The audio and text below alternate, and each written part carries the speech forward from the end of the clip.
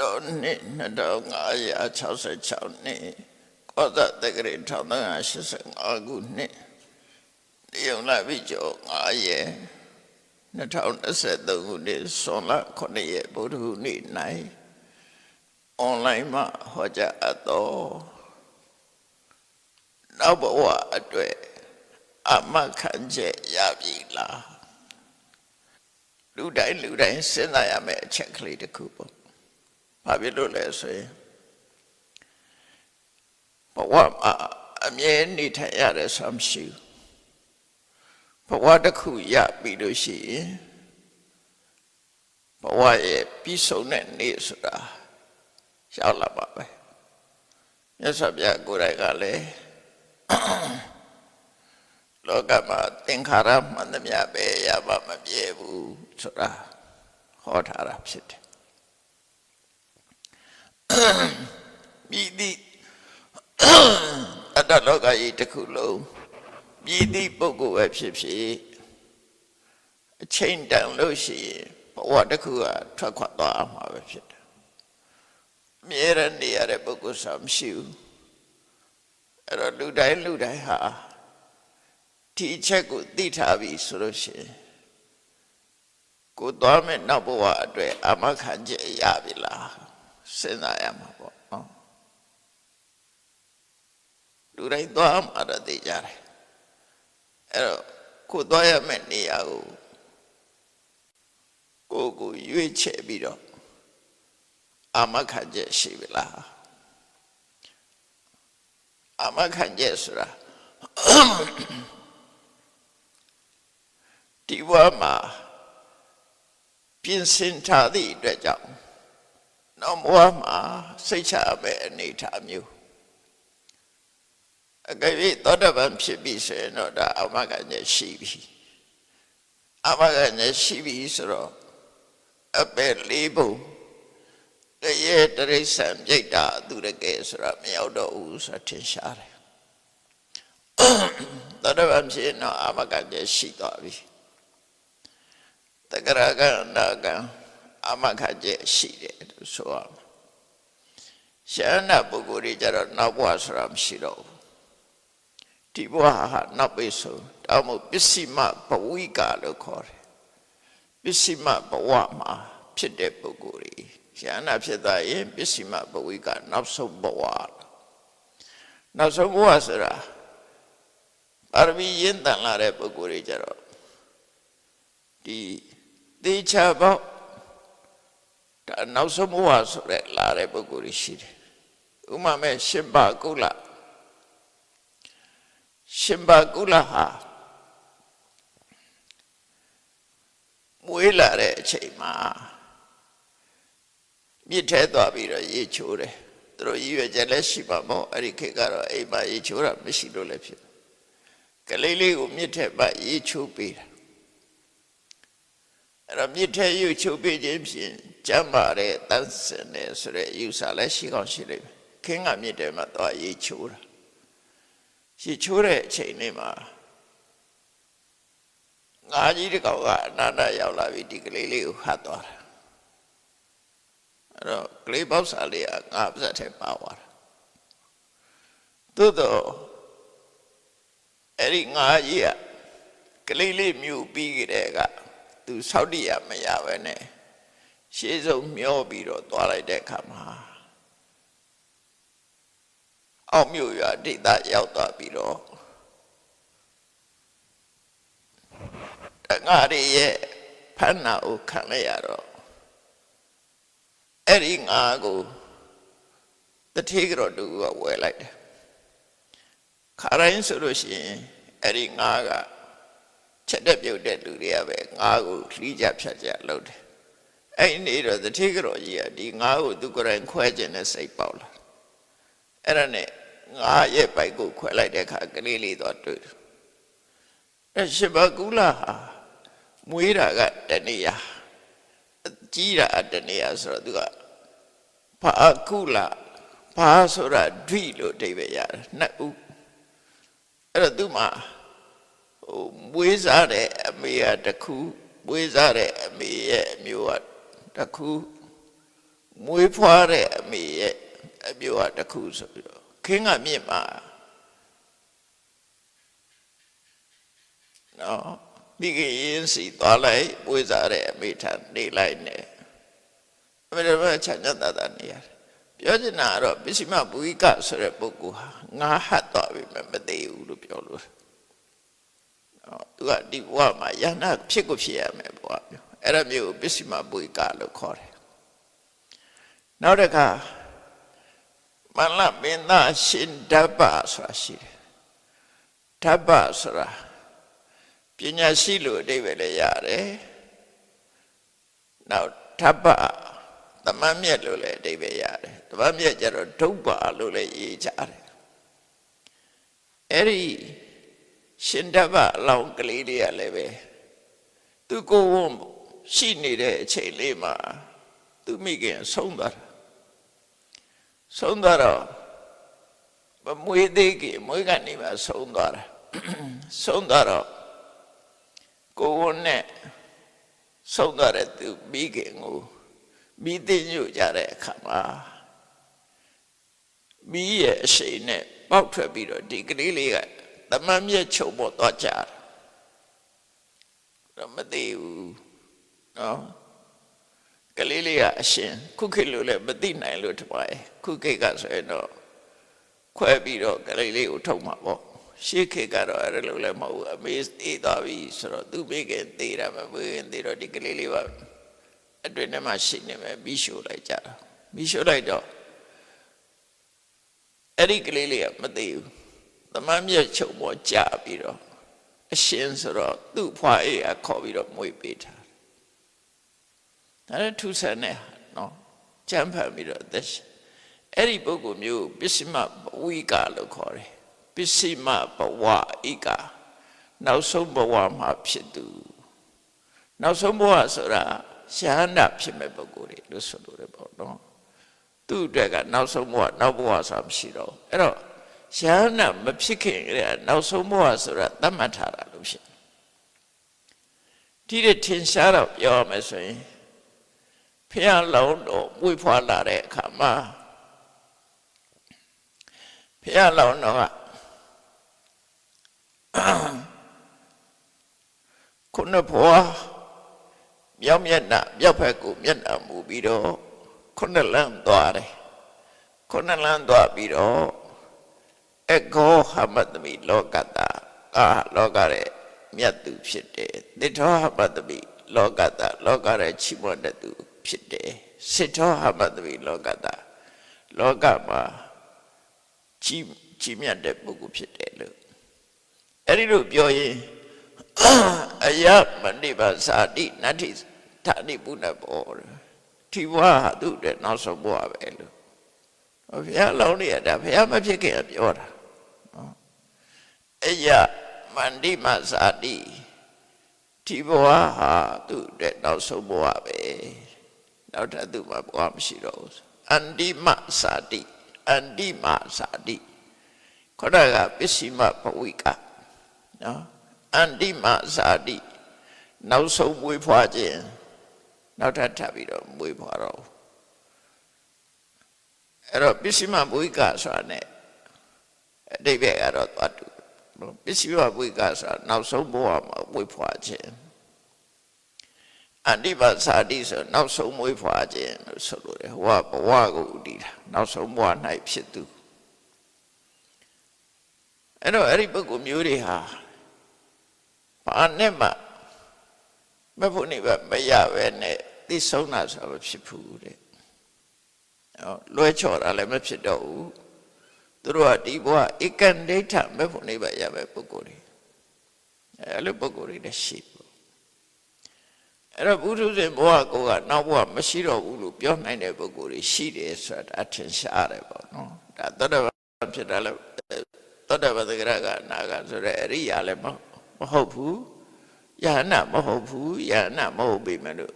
သူတို့ဟာနောက်ဆုံးဘဝဧကန္ဒိဋ္ဌယဟနာဖြစ်မဲ့ပုဂ္ဂိုလ်တွေဆိုလို့ရပေါ့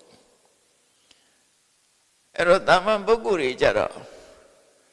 လောကကြီးကအေယာမမြဲတာမဟုတ်ဘူးအလုံးဟာပ ပြောင်းလဲရမယ်အနေထားမျိုးရှိတယ်တတ္တလောကကြီးတစ်ခုလုံးဟာအပြောင်းလဲတွေရှိတယ်ထို့တူပဲဩကာသလောကဆိုတရဝရရဲ့တရားဘုံဌာနဒါရက်လည်းအပြောင်းလဲတွေအများရဖြစ်နေတယ်သင်္ခါရလောကဆိုတာမပြောနဲ့တော့တတ္တလောကဩကာသလောကနှစ်ခုပေါင်းလိုက်သင်္ခါရလောကခေါ်တာပဲလေအဲ့တော့ပြောမယ်ဆိုရင်သင်္ခါရလောကရုပ်တရားနံတရားတွေကိုအဓိကထားပြောလို့အလုံးရုပ်တရားနဲ့ကင်းတာမရှိဘူးနံတရားတော့ရှိတဲ့အခါရှိတယ်မရှိတဲ့အခါမရှိဘူးသက်ရှိတဲ့မဲ့အဲ့တော့တတ္တလောကဩကာသလောကသင်္ခါရလောကလောကသုံးပါဘယ်လောကမှာထာဝရဆောင်ရှိဘူးလို့ဆိုလို့တယ်အဲ့တော့တရဝရရဲ့တရားပုံဌာနဆိုတဲ့ဩကာသလောကကြီးကလည်းထာဝရမဟုတ်ဘူးချိန်တန်တော့သူလည်းကွာမိလောင်ပျက်စီးတယ်သို့မဟုတ်လေးကြောင့်ပျက်စီးတယ်သို့မဟုတ်ရေကြောင့်ပျက်စီးတယ်ဒါရဲ့ပြောက်ွယ်သွားမယ်ဟာကြီးပဲထို့တူပဲဩကာသလောကကြီးပြောက်ွယ်သလိုတတ္တလောကကြီးကလည်းပဲရွှေရှာပြောင်းလဲပြီးတော့နေကြတာဖေးရမှာမမြဲဘူးအဲ့တော့ကိုပြန်စဉ်းစားရမှာတော့ငါဟာတတ္တလောကကလူတယောက်ပဲတတ္တလောကထဲမှာထာဝရနေရတဲ့လောကမှာထာဝရနေရတဲ့ပုဂ္ဂိုလ်ဆိုတာမရှိဘူးဧကနိဋ္ဌနောက်ဘဝနောက်ဘဝကိုတမလုံးဘဝလို့လည်းခေါ်တယ်ဧကနိဋ္ဌနောက်ဘဝဆိုတာရှိမှာပဲအဲ့ဒီနောက်ဘဝအတွက်ငါမှာဘယ်မှာနေပဲဆိုတာကိုအာမခံချက်ရပါလားဘယ်ဘဝတဏှာကမလွတ်သေးလို့ရှိရင်ရွေးချယ်ရမယ်သဘောရှိတယ်ဟောသောတပန်မဖြစ်သေးလို့ရှိရင်အဆိုးနဲ့လည်းကြုံနိုင်တယ်အကောင်းနဲ့လည်းကြုံနိုင်တယ်သောတပန်ဖြစ်သွားရင်တော့ကာမ7ဘုံတွေကအပယ်4ဘုံကလွတ်သွားပြီသိချတယ်အဲ့ဒီမြောက်တော့ဘူးအဲ့ဒါတော့အာမခံချက်အောက်မသွားဘူးဆိုတော့ပြေဝရသွားပြီသောတပန်မဖြစ်သေးရင်တော့အပယ်4ဘုံကတော့ဘုံကြီးလည်းမလွတ်ဘူးလူလည်းမလွတ်ဘူးပုရုဇဉ်မှန်လို့ရှိရင်ပြောလို့မရဘူးရှေးတုန်းကရန်တော်တွေဧရကပတ္တနဂမင်းရဲ့ဇက်ကိုကြည့်မဆိုရင်ရန်တော်တစ်ပါးဟာလေးစီးသွားရင်နဲ့ကဏ္ဍမှာရှိတဲ့တပင်လေးကိုလမ်းပြီးတော့ဆွဲလိုက်တာလေးရှိန်နဲ့တပင်လေးကပြတ်သွားတာအမှန်တမဲ့ဖြစ်သွားတာသူစိတ်ထဲမှာဒါလေးကမပြောပါတော့ဘူးဘုန်းကြီးဆိုတာကတပင်တွေပါလေဖြတ်စည်းခွင့်မရှိဘူးဖြတ်စည်းရင်အပြစ်ရှိတယ်ပေါ့အဲ့ဒါနဲ့ဖြိမ့်မြက်ကလေးကိုလမ်းဆွဲလိုက်တော့အဲ့ဒီဖြိမ့်မြက်ကလေးကပြတ်ပါလားမတော်တဆဖြစ်တာပဲဆိုအသာနေတာဒီကနေကြတော့ငါတိလားစင်ကြယ်လားလို့သူစဉ်းစားလိုက်တဲ့အခါကျတော့အဲ့ဒီဖြိမ့်မြက်ဖြတ်ဆွဲတာလေးတစ်ခုကသူ့အတွက်လာပြီးစတော့စတဲ့ဖြစ်နေမပြောပါတော့တဲ့ဟာတွေကလာပြီးတော့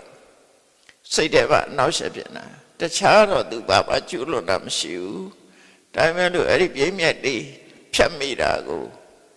ဒေသနာမကြားကြရဘူးဆိုစိတ်ကအဲ့လိုဖြစ်နေအဲ့ဒီစိတ်နဲ့ပြန်တော်မူသွားတဲ့အခါမှာဧရကပတ္တာဆိုတဲ့နတ်မဲ့နဲ့တကားကြီးသွားဖြစ်တယ်မွေကြီးပေါ့ပင်လယ်တွေကမွေကြီးတစ်ကောင်သွားဖြစ်တာအဲ့တော့မွေဆိုတာတိရစ္ဆာန်ပဲလေမွေဆိုတာတိရစ္ဆာန်ပဲနတ်မျိုးမဟုတ်ဘူးသို့တော့နတ်တွေကအသုံးချနေတာလည်းဖြစ်နိုင်တယ်ပေါ့စတုမာတဲ့နတ်ပြည်အော်လို့တရားမင်းကလည်းပဲပင်လယ်ထဲမှာဒါဝိနနတ်ပြည်လုံခြုံရေးအတွက်ပထမအဆင့်အားလိ50ဆိုတာကြောက်ကြလိမ့်မယ် ပါဠိလိုအာလေဒခန္ဓာစခန်း၅ခုရှိတယ်တာဝရိန္ဒဒီမြင့်မို့တောင်ထိပ်မှာတာဝရိန္ဒနတ်ပြည်ရှိတယ်မြင့်မို့တောင်အောက်ခြေမှာအတုရနတ်ဘုံရှိတယ်အဲ့ဒီနှစ်ခုချာမှာစတုမာရနတ်ဘုံနဲ့လူဘုံရှိတယ်မြင့်မို့တောင်ခပန်းမှာစတုမာရနတ်ဘုံရှိတယ်လူဘုံရှိတယ်နော်အဲ့ဒီမှာတရားမင်းကြီးကအတုရတွေနဲ့မကြာခဏစစ်ဖြစ်တဲ့အခါမှာအဆောင်ချထားတယ်အတုရနတ်ပြည်ကမြင့်မို့တောင်ရဲ့တောင်ခြေဆိုတော့ရေထဲမှာမြုပ်နေတာပင်လည်းအောက်လို့ဆိုပါတော့အဲ့ဒီကနေပြီးတော့အတုရတွေကစစ်တိုက်ဖို့တာဝရိန္ဒနတ်ပြည်ကိုတက်ဖို့ဘယ်ချိန်မှသူတို့တက်တတ်တုံးဆိုလို့ရှိရင်တာဝရိန္ဒနတ်ပြည်မှာကတခုတ်ပွင့်တယ်တခုတ်ပင်ကလေပင်လက်ကတိပင်ပွင့်တယ်တာဝရိန္ဒနတ်ပြည်ကပင်လက်ကတိပင်တနေ့တစ်ခါပွင့်တယ်တာဝရိန္ဒနတ်ပြည်ရဲ့အထိတ်မှတိပင်ကပင်လက်ကတိအတုရနတ်ပြည်ကြတော့တခုတ်ပင်ပွင့်တယ်တခုတ်ပင်ပွင့်ပြီဆိုတာနဲ့အတုရတွေကသူတို့ရဲ့နေရဌာနကတာဝရိန္ဒနတ်ပြည်ကိုအဲ့တော့တခုတ်ပင်ပွင့်ပြီဆိုတာနဲ့ဟာငါတို့နေတဲ့နေရာကတခုတ်ပင်မဟုတ်ဘူးပင်လည်းကတိပင်ဖြစ်တယ်ဆိုပြီးအဲ့ဒါသူတို့ကိုဒီနေရာရောက်အောင်တရားမင်းကြီးကနှင်ထုတ်လိုက်တာကိုမောင်းချလိုက်တာအဲ့ဒါနဲ့တခုတ်ပင်ပွင့်နိုင်တာဝရိန္ဒနတ်ပြည်ကိုတက်လာကြတာစစ်တိုက်ဖို့တက်လာကြအဲ့ဒါကိုကြောက်ပြူတာတဲ့တူရတယ်တခုတ်ပင်ကမိတချီခဏခဏစစ်ဖြစ်တယ်တခုတ်ပင်ပွင့်နိုင်သူတို့ကစစ်တိုက်တယ်အဲ့ဒါလို့စစ်တိုက်တဲ့အခါမှာပင်လေအောက်ခြေပင်လေမျက်နှာပြင်ထိအောင်နဂါးတွေကိုစောင့်ချထားတဲ့တရားမင်းကြီးကအဲ့တော့သူရတွေတက်လာပြီဆိုရင်ပထမနဂါးတွေနဲ့တိုက်ရတယ်အဲ့နဂါးဆိုတာမွေတွေပဲအခုပြောတဲ့ဘာလို့နဂါးကိုမွေလို့ဘာလို့ပြောရတာလဲဆိုအိန္ဒိယလူမျိုးတွေကမွေကိုနာဂလို့ခေါ်တာပဲသူတို့ဝါရနဲ့နာဂလို့ခေါ်တာဘင်္ဂလားဒေ့ရှ်ကလူတွေကလည်းနာဂလို့ခေါ်တာသူတို့နဲ့တွေ့မေးကြည့်ပေါ့နာဂဆိုတဲ့နာမည်နဲ့ခေါ်တာပဲမွေဟောက်တွေအထူးသဖြင့်မွေဟောက်ကြည့်တယ်အဲ့တော့သူတို့စကားတွေပါရိုက်ရလဲမွေကိုနာဂဆိုတဲ့နာမည်နဲ့ရိုက်ထားပဲအဲ့ဗမာတွေကတော့မွေလို့ပါလားပြန်ကြတယ်မှန်တော့နာဂဆိုတဲ့စကားလုံးကသူတို့ဆရာလာတဲ့စကားလုံးအဲ့ဒီနာဂကိုပဲရှေးချပြောင်းပြီးတော့နဂါလို့ဗမာခေါ်လိုက်တာနဂါလို့ခေါ်တာအဲ့တော့တရားမင်းတို့ကသူတို့ဒီမွေတွေကိုစိတ်ခိုင်းတာအဲ့ဒီမွေတွေကတချို့မွေကြီးတွေကတကူအဲ့ဒီပါကမ္မစိတ်တကူရှိတယ်သူတို့ကိုသူတို့ရုပ်ပြောင်းလို့ရုပ်လွဲလုံနိုင်တယ်ဖန်ဆင်းနိုင်တယ်ပေါ့အဲ့ဒီဆိုတော့ရှိတယ်ဒါပေမဲ့သူတို့ကနတ်မဟုတ်ဘူးစတုမာရပုံသားမဟုတ်ဘူးအပဲလေးပုံသားပဲဘာလို့လဲဆိုဧရကပတ္တနဂါဟာမေကုန်းနေမေလို့ဘုရားကဖြေတဲ့အခါမှာ तू သောတပန်မဖြစ်ဘူးအကဲ့၍သူကနတ်မျိုးနတ်နွယ်ဆိုရင်သောတပန်ဖြစ်ရမှာနော်ဟိုပိယင်္ဂရမာတာဆိုတဲ့တရေမာတောင်မှာပဲသူက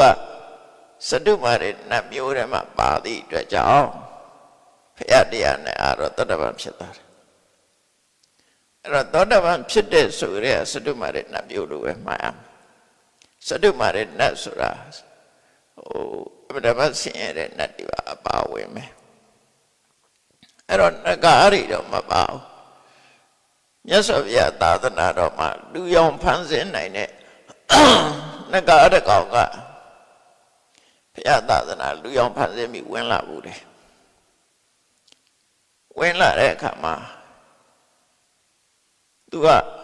လူပုံဖန်ဆင်းထားသည့်အတွက်ကြောင့်လူလိုပဲထင်ပြီးတော့ရန်ခံပေးလိုက်ကြတာနဂါဟာလွတ်လွတ်ကျွတ်ကျွတ်အိပ်ပျော်သွားလို့ရှိရင်ဖန်ဆင်းတာပြည့်ပြည့်သွားတယ်ပြည့်ပြည့်သွားတော့မွေးခန္ဓာကိုယ်ကြီးဖြစ်နေအဲ့ဒီကိုရောကသူတော်ရတဲ့နေရာကနေပြီနော်သူတော်ရတဲ့နေတဲ့အချိန်မှာအဖော်ရန်နဲ့နေတဲ့အချိန်မှာသူကိုသူမသိအောင်လို့သူကလူအောင်ဖန်ဆင်းနေတာသူတော်ရတဲ့နေတဲ့အချိန်လေးမှာသူကအိပ်ပျော်သွားတာအိပ်ပျော်သွားတော့ဟိုအဖော်ရန်လာတဲ့အခါမှာသူကအိပ်ပျော်သွားတဲ့အခါနဂါကြီးပြန်ဖြစ်နေသူနေတဲ့ကြောင်းထဲမှာနဂါကြီးနဲ့ပြည့်နေနဂါအခွေတွေနဲ့ပြည့်နေတော့ဟုတ်ကောလန့်អော်တာအဲ့ဒါနဲ့သူ့ဆက်ကြောင်းပေါ်သွားတာပေါ်သွားတော့မြတ်စွာဘုရားကမေးတဲ့အခါကျတော့မှသူကနဂါဖြစ်တဲ့အကြောင်းရှင်းပြတာအဲ့တော့မြတ်စွာဘုရားနဂါဟာတိရစ္ဆာန်မျိုးဖြစ်သည့်အတွက်ကြောင့်သာသနာ့ဘောင်ဝင်ခွင့်မရှိဘူးလို့ဆိုပြီးတော့သူကရံဘောနေခွင့်မရတော့ဘူးပေါ့နော်အဲ့ဒီဇာလန်လေးရှိတယ်ပေါ့ဒါပေမဲ့အဲ့ဒီဝီနေတဲ့မှာနဂါကိုအကြောင်းပြုပြီးတော့တိရစ္ဆာန်ကတလို့ဆိုတော့လေအဲ့ဒီထဲမှာတရားတွေနတ်တွေပါထည့်သွင်းထားတာထည့်သွင်းတာတိရစ္ဆာန်ပြလို့ထည့်သွင်းတာတော့မဟုတ်ဘူးတရားပဲတိရစ္ဆာန်ဟုတ်မလဲဒါပေမဲ့တိရစ္ဆာန်ကတလို့သုံးလိုက်တာရဟန်းဖြစ်ခွင့်မရတာချင်းတူလို့ပြောတယ်လို့ပဲယူဆရနော်ဒါပေမဲ့နဂါကတော့တိရစ္ဆာန်သိကြတယ်တရားကတော့တိရစ္ဆာန်မဟုတ်ဘူးသူကသောတာပန်ဖြစ်တယ်နော်ဖြစ်နိုင်တယ်တရားတို့တရားမြတ်ရနိုင်တယ်အဲ့တော့အမျိုးဆက်အနေနဲ့ကတရားကနတ်တွေကနတ်ပဲနတ်မျိုးနတ်တွေပဲ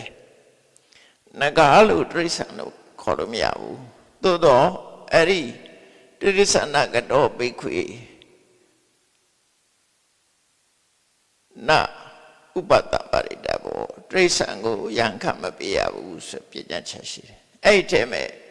နတ်တွေလေပြမာတွေကိုလည်းရန်ခံပေးရတာမဟုတ်သည့်အတွက်ကြောင့်အဲ့ထဲထည့်သွင်းတယ်လို့ဆိုထားတာထည့်သွင်းတယ်လို့ဆိုတာနဲ့တရားဟာတိရစ္ဆာန်လို့ပြောလို့မရဘူးတိရစ္ဆာန်ဆိုတဲ့သုံးနဲ့သုံးတာတော့မဟုတ်ဘူးနော်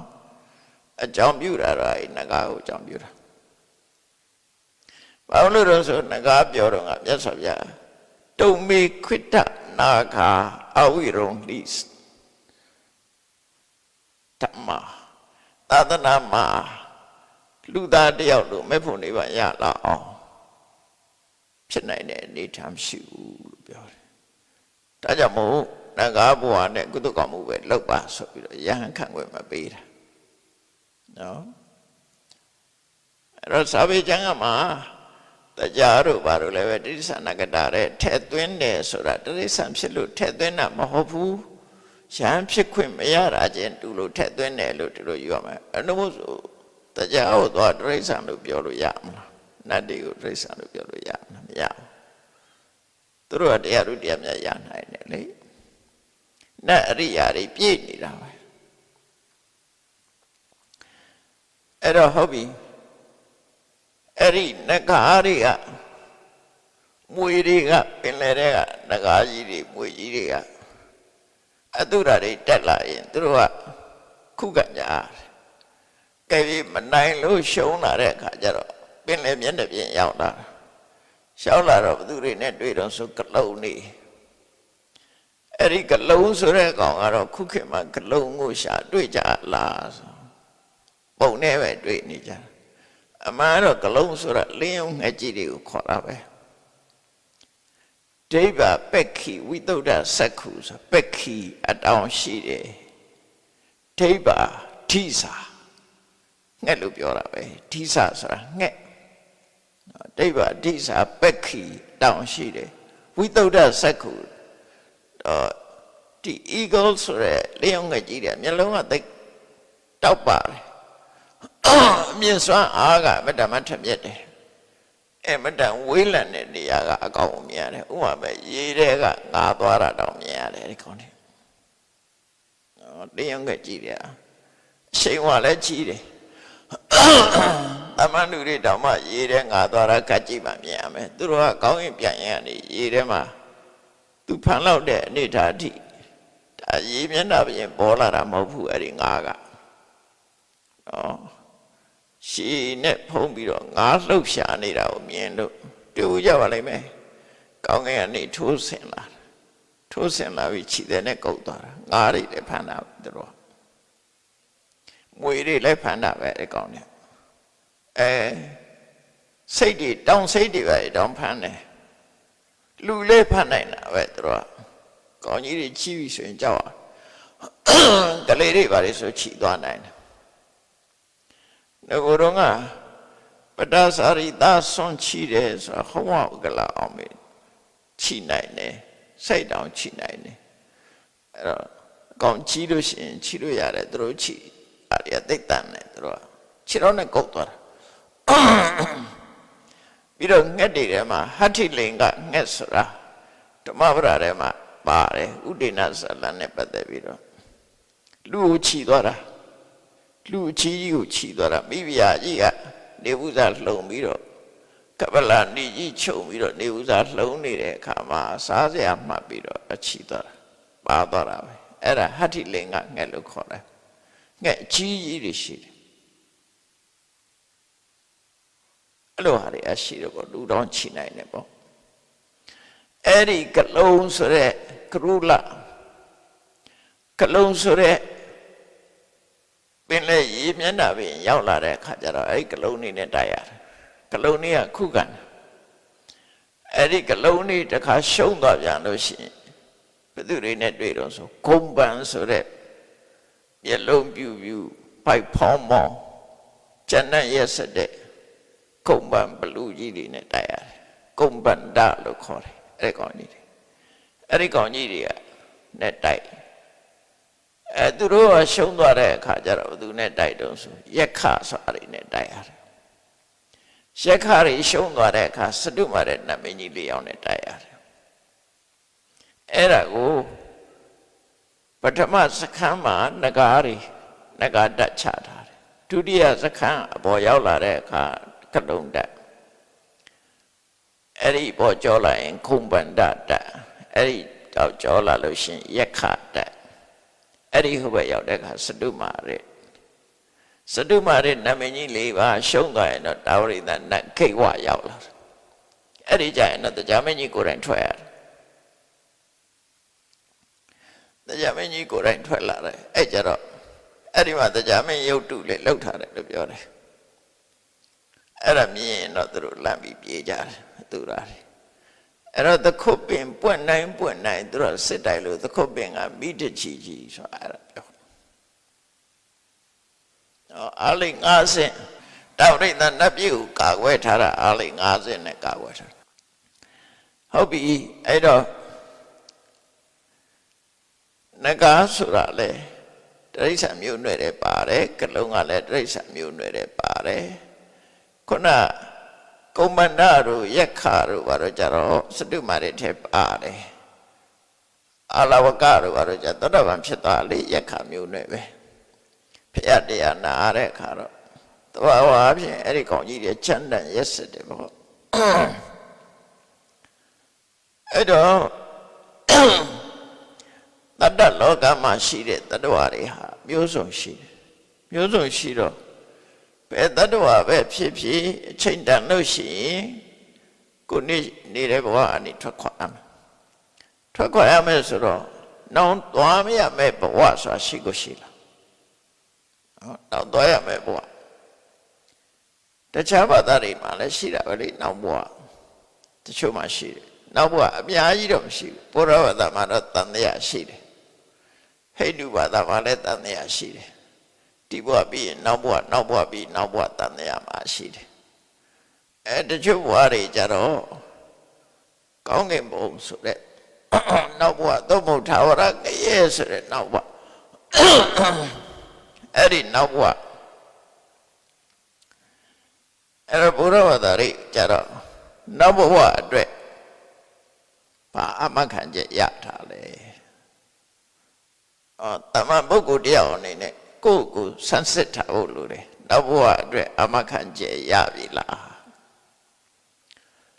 အဲ့တော့နဲ့ပတ်သက်ပြီးတော့ မြတ်စွာဘုရားဟောထားတဲ့သုတ်တံလေးတစ်ခုမှတ်သားပြီးတော့အဲ့ဒီတိုင်နေထိုင်တော့ဒါသောတပန်မဟုတ်လေအာမခံချက်ရတယ်လို့ပြောလို့ရအဲ့ဒီတိုင်နေမဲ့ဆိုလို့ရှိရင်အာမခံချက်ရတယ်လို့ပြောအဲ့ဒီမှာနတ်သားတယောက်ကမြတ်စွာဘုရားကိုမေးခွန်းလာမေးတာရှိတယ်ဂိန္ဓုရပိတာစနတာနေကာလူတွေဟာဘာဖြစ်လို့ဆိုရင်စိတ်တွေနဲ့နောက်ဘဝအတွက်သွားရမှာကြောက်နေကြတာလေတဲ့ဘာကြောင့်ဒီဘဝလူတွေအများအားဆိုရင်စိတ်ရှိတယ်နောက်ဘဝအတွက်ဆိုရင်စိတ်ရှိနေကြတယ်မေဃောစနေကာယတနာပေါတော်မြတ်စွာဘုရားကလမ်းကြောင်းတွေအမျိုးမျိုးဟောပြထားတာရှိတယ်ပေါ့နော်ကြောက်เสียမရှိအောင်လမ်းကြောင်းတွေများစွာဟောထားတာရှိတယ်ပု္ပ္ပာမိတံဂေါရမပူရိပညာ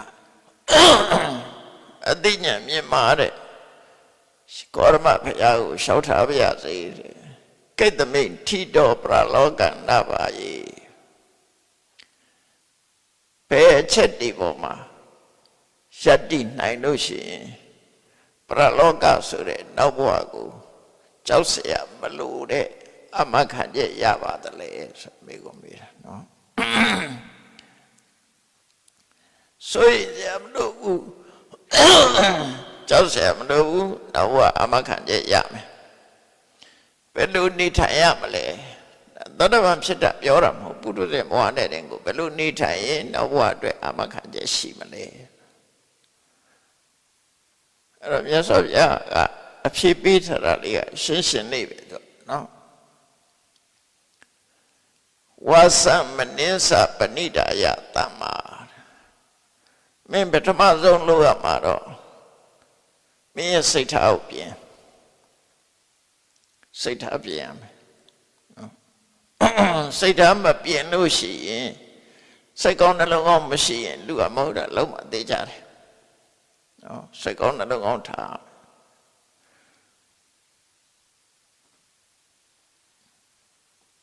မဟာကဏယုံဆရာတော်ဘုရားကြီးကသူ့ကျောင်းမှာစာရန်ချိတ်ထားတာရှိတယ်ဆရာတော်ရှင်ဇနကပြီးဝန်တာဆရာတော်ရဲ့ပါချိတ်တာစိတ်ကောင်းရှိဖို့ကပထမ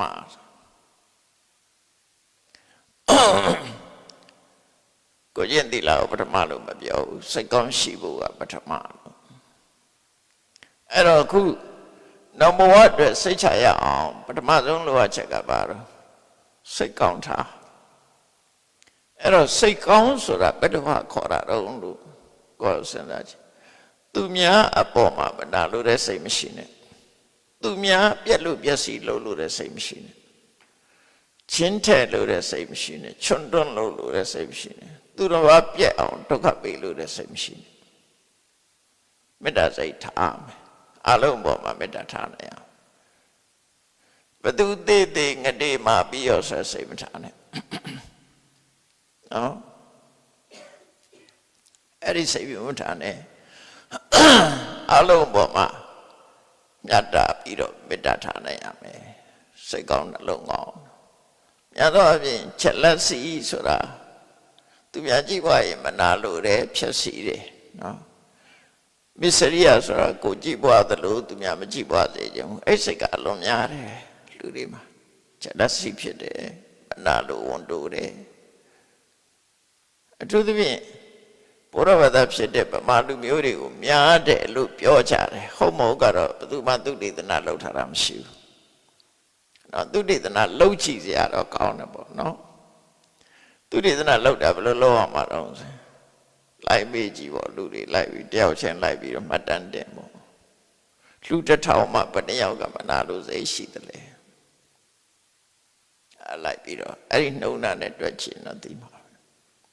အဲ့လိုသုတေသနလုပ်ထားတာမရှိဘူးဒါပေမဲ့အတွေ့အကြုံရလူတွေကပြောတာဗမာတွေကတယောက်ချီးပွားလာရင်ကျန်တဲ့တယောက်ကမနာလို့စိတ်ဖြစ်တယ်နော်ပြက်လို့ပြက်စီလုံးတွေရှိတယ် အဲ့ဒါတော့ဟုတ်ကောင်းလဲဟုတ်ပါလိမ့်မယ်တချို့ကဆိုင်တစ်ဆိုင်ဒီနားမှာရောင်းကောင်းပြီဆိုရင်အဲ့ဒီနေရာလာပြီးတော့တခြားဆိုင်လာဖွင့်တယ်အဲ့တော့သူကရောင်းကောင်းခြင်းလို့ဖွင့်တာလည်းဖြစ်နိုင်တယ်သူဖွင့်လိုက်သည့်အတွက်ကြောင့်ဟိုဆိုင်ကလည်းရောင်းကြရင်ကြသွားတယ်နော်တယောက်ကောင်းစားလို့ရှိရင်နောက်တစ်ယောက်ကအားပေးမဲ့အစား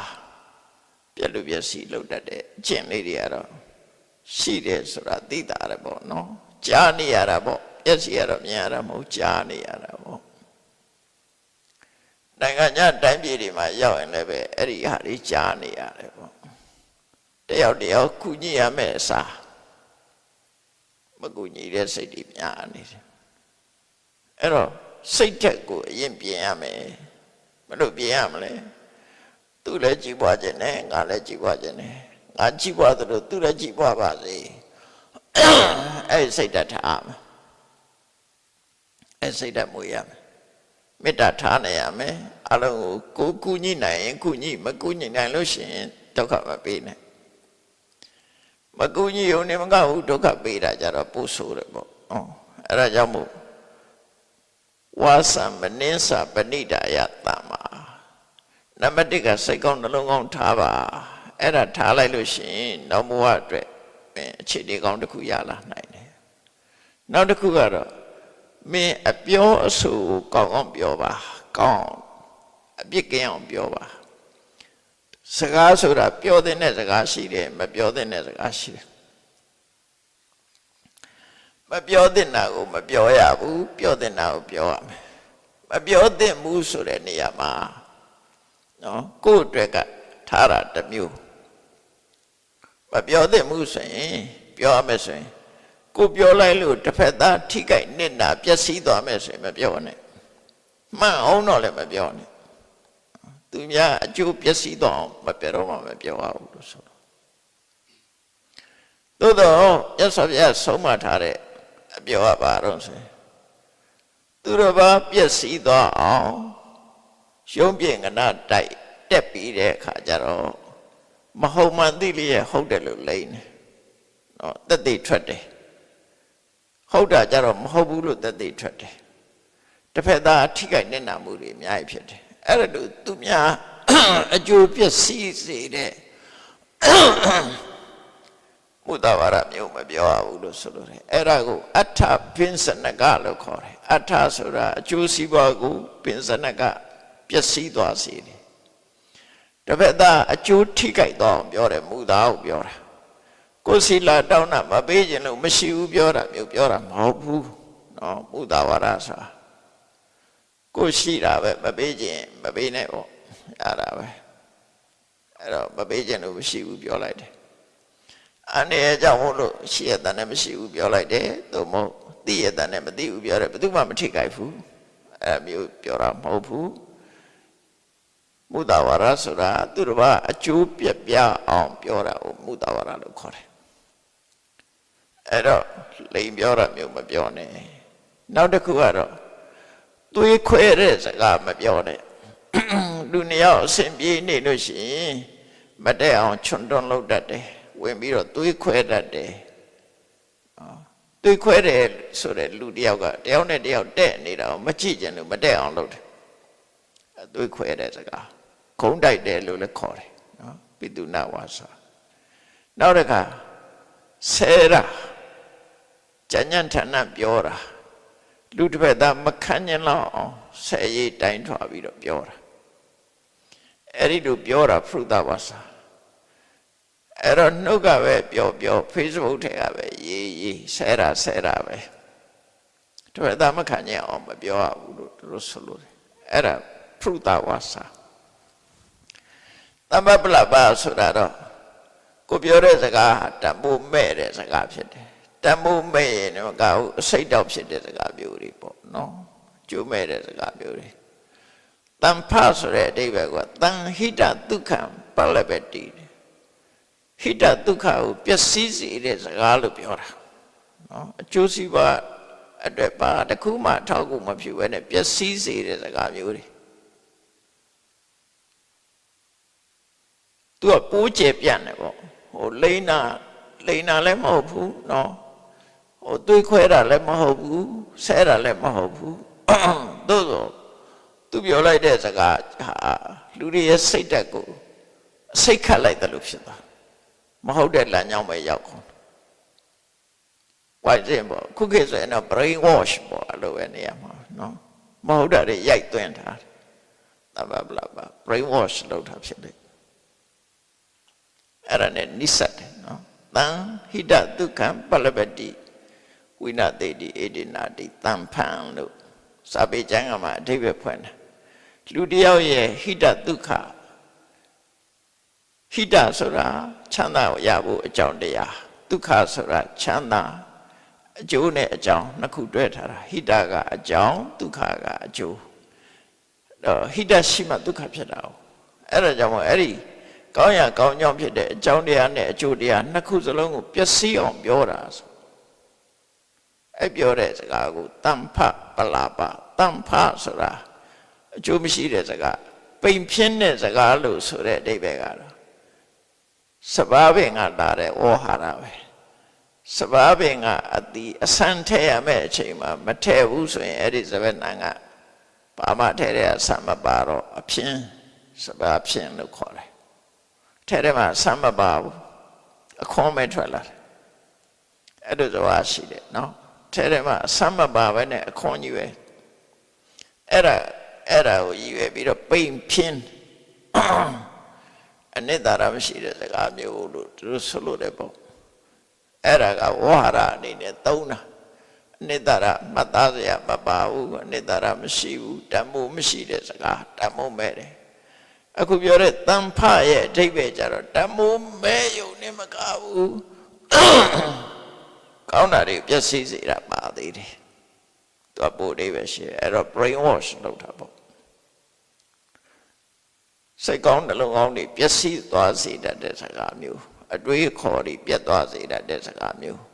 အဲ့ဒါမျိုးအတမပလာပါတော့အဲ့ဒါမျိုးမပြောရဘူးလို့ဆိုလို့တယ်မြတ်စွာဘုရားဝါစံပဏိဒါယတမ္မာလူတယောက်ပျက်စီးသွားစကားအပြောကလူတယောက်ကိုပျက်စီးစေတာဟုတ်ကောင်းလဲကောင်းစေတယ်ပြက်လဲပျက်စီးစေတယ်ဒါမှမဟုတ်ပြောဆိုမှုကသိအရေးကြီးတယ်ပေါ့အဲ့တော့စိတ်ကောင်းနှလုံးကောင်းထားပြီးရင်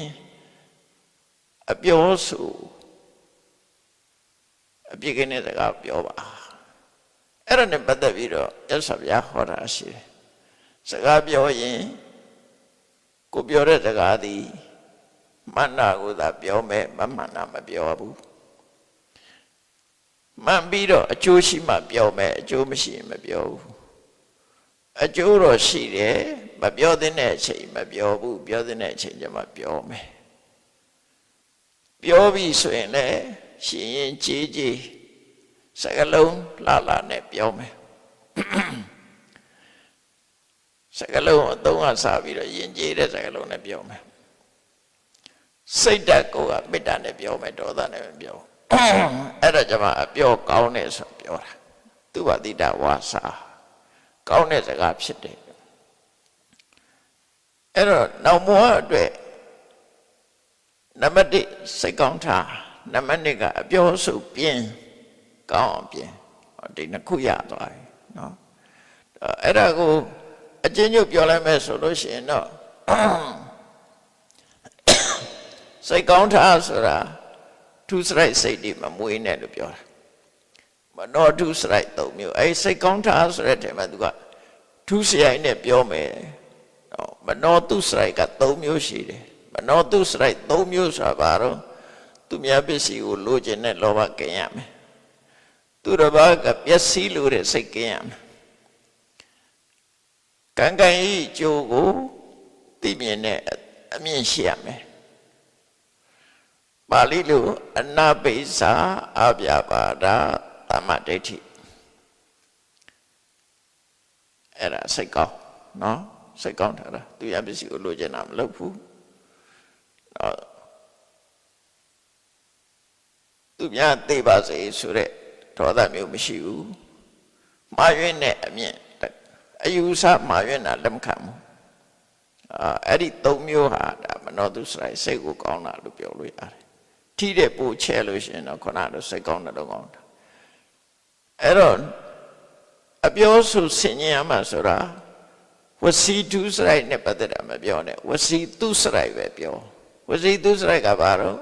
မနာပဲပြောတယ်တွေးခွဲစကားမပြောဘူးကြံ့ကြံ့ထဏမပြောဘူးအကျိုးရှိတာပဲပြောတယ်ဒါဝစီတုစရိုက်နှုတ်ပြောနဲ့ပတ်သက်ပြီးတော့အဲ့လိုခွဲ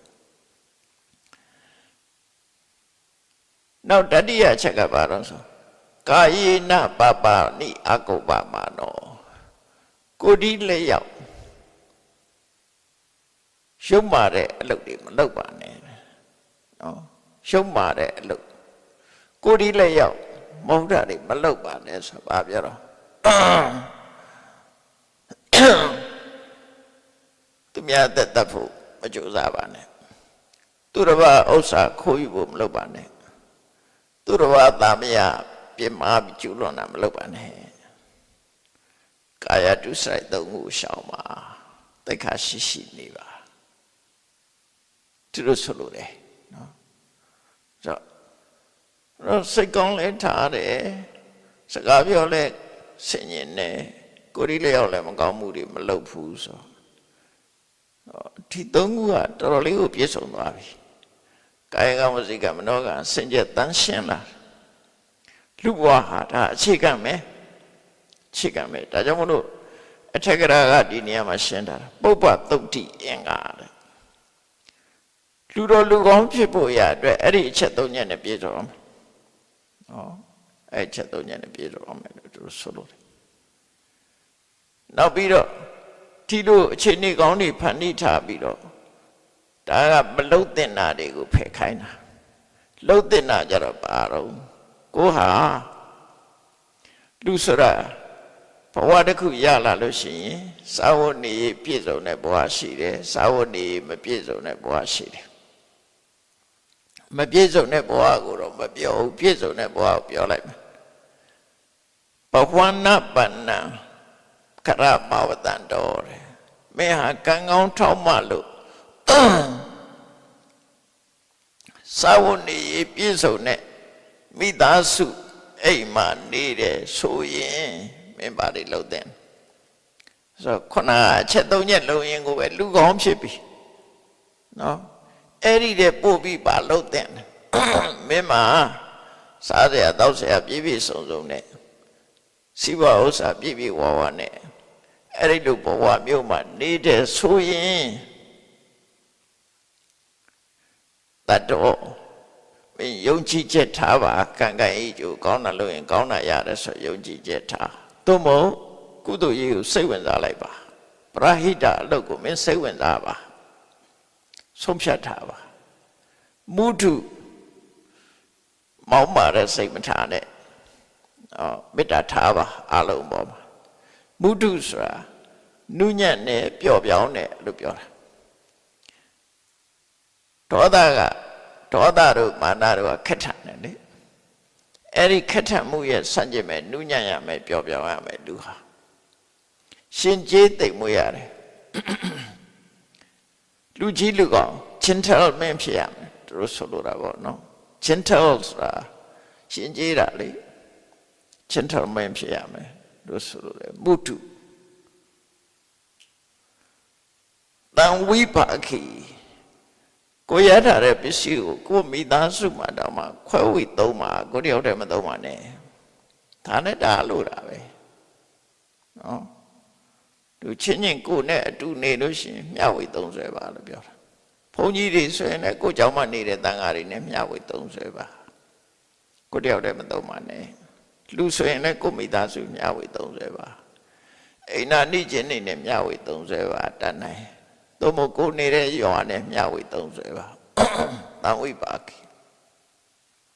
တတ်နိုင်တော့ခုညိပါသူများ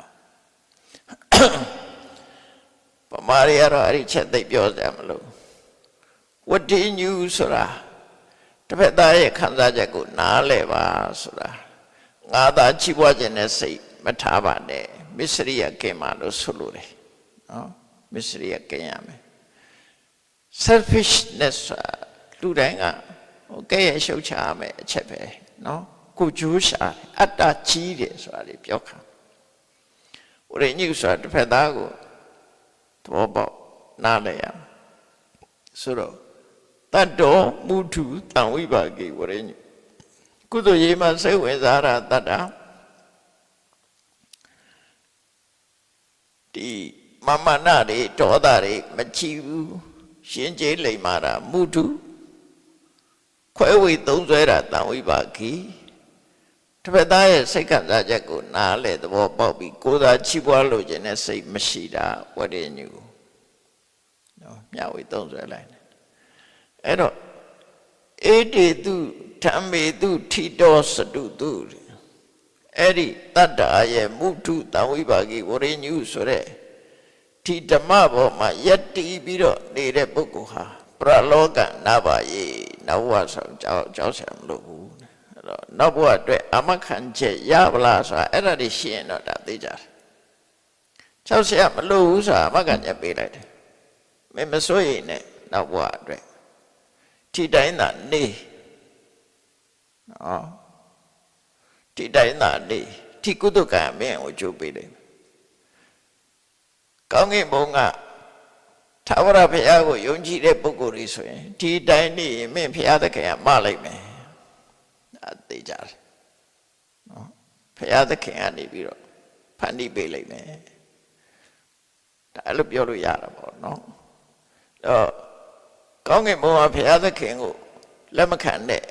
ဧတိယေဆွေဖောရဘာသာတွေအနေနဲ့တော့ဒီတရားတွေကဒီကောင်းတဲ့စိတ်ဓာတ်တွေကမင်းကိုအမခံချက်ပေးလိုက်မယ်အဲ့တော့ဘာသာတရားတွေမှာထာဝရဘုရားဆိုတာယုံတဲ့ပုဂ္ဂိုလ်ရှိတယ်မယုံတဲ့ပုဂ္ဂိုလ်ရှိတယ်ဖန်ဆင်းရှင်ကိုယုံတဲ့ပုဂ္ဂိုလ်ရှိတယ်မယုံတဲ့ပုဂ္ဂိုလ်ရှိတယ်အဲ့ဒါမဲ့ဘုရားဘာသာတွေကဖန်ဆင်းရှင်ကိုမယုံတဲ့အထက်မှာပါတယ်ဒါကြောင့်မို့ဘုရားဘာသာကို atheist လို့ခေါ်တယ်အဲ့ဒီဖန်ဆင်းရှင်ကောင်းကင်ဘုံထာဝရဘုရားကိုယုံကြည်ရင် atheist လို့ခေါ်တယ်ဒါတော့ကိုယုံကြည်ရပဲပေါ့နော်အဲ့တော့ကောင်းတာလုပ်ဖို့အဓိကဖြစ်တယ်ကောင်းတာလုပ်ရင်ဘုရားဘာသာဆိုရင်ဒီချက်တွေမင်းပြည့်စုံလို့ရှိရင်ဒီကုသိုလ်ကံတွေရှိနေရင်မင်းနောက်ဘဝအတွက်အာမခံချက်ရပြီမကြောက်နဲ့တော့လို့ပြောတာ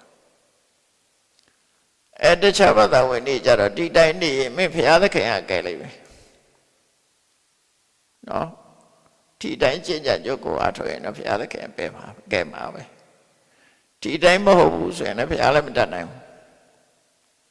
အဲ့တော့ဒီချက်တည်းဘလောက်ကောင်းလို့ကြည့်ပါလားနော်ကာယကဝစီကမနောကနဲ့မင်းမဟုတ်တာမလုံနဲ့နော်ကောင်းတဲ့လူကိုစိတ်ဝင်စားဒေါသမမာနမကြည့်နဲ့အလုံးမျှဝေသုံးဆွဲနော်ကိုယ်သာသုံးမဲ့ဆိုစိတ်တမထားနဲ့ဆိုတော့ဒါအကောင်းနေကြီးပဲလေ